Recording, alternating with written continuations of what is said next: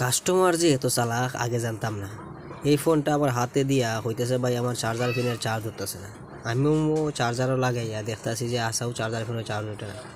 খুললা দেখি যে চার্জার পিন ভাঙ্গা। আমি দেখলাম আসাও চার্জার পিনের সমস্যা হয়তো।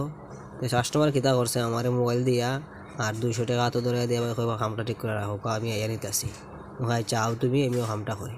আমি সুন্দর করে চার্জার পিনের কাজ করতেছি, ভালো করে চার্জার পিনের কাজ তো ভালো করে দিয়া চার্জার বোর্ডটা ওয়াশ করে চার্জার পিনটা সুন্দর করে বইতেছি। বইলাম, সোল্ডারিং করলাম, ড্রাং মারলাম, মাইরা দেখলাম বোর্ডও লাগাইতাম আগে। আমি চেক করিলাই চার্জার পিনটা দেখি ঠিক আছে, লাগাই দেখি ঠিক আছে। বোর্ডও লাগাইছি, লাগাই দেখি ওমা খালি লোগো আয় কিন্তু চার্জ তো আর উঠে না। কারণ কিতা, আমি উঠলাম গিয়া মাদারবোর্ড খুললাম, খুলিয়া দেখি যে পুরা মতো ভোল্টেজ পাইতেছে না। হো এটা তো সমস্যা আছে আরও।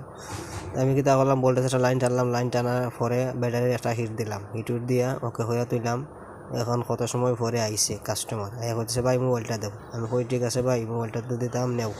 তোমার তো সমস্যা একটা না, চার্জার পিন শুধু সমস্যা না, সমস্যা তো 3টা। কাস্টমারে আমার কথা শুনতে রেজে না ভাই, আমার ফোন খালি চার্জার পিনের সমস্যা। আমি ভালো আফতা তৈছি ফোন। আমি কই ঠিকই আছে ভাই, এর লাগে তো তুমি আমার আগে টাকা দিয়ে গেছিল। ঠিক আছে ভাই, ভালো থাকো।